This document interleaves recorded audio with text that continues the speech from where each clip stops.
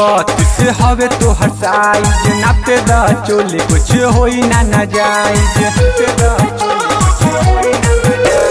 36 की 32 हवे तोहर साइज नापे द चोली कुछ होई ना नाजायज। मन करत पटकिए के चढ़ जाई पेनी में हाँ पेनी में छेनी जब लड़ जाई चढ़ल बा जवानी पानी झर जाई। हाँ पेनी में छेनी जब लड़ जाई चढ़ल बा जवानी पानी झर जाई।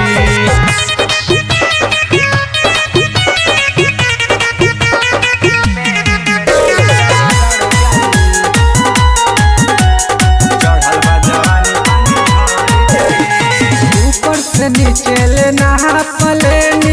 नापलेनी चोली देखी ताहर फिगर ऐसन मन जाता डोली।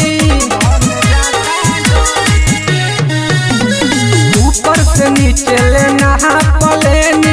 नापलेनी चोली देखी ताहर फिगर ऐसन मन जाता डोली। दिन में फुलावना बढ़ जाई पेनी में हाँ पेनी में छेनी जब लड़ जाई चढ़ल बा जवानी पानी झर जाई। हाँ पेनी में छेनी जब लड़ जाई चढ़ल जवानी पानी झर जाई।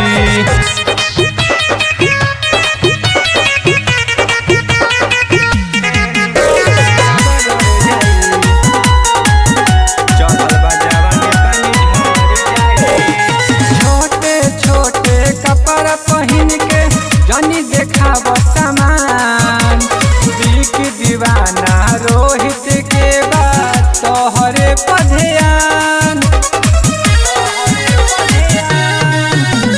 छोटे छोटे कपड़ा पहन के जानी देखाव सामान बिक दीवाना रोहित के बाद तोहरे पधयान।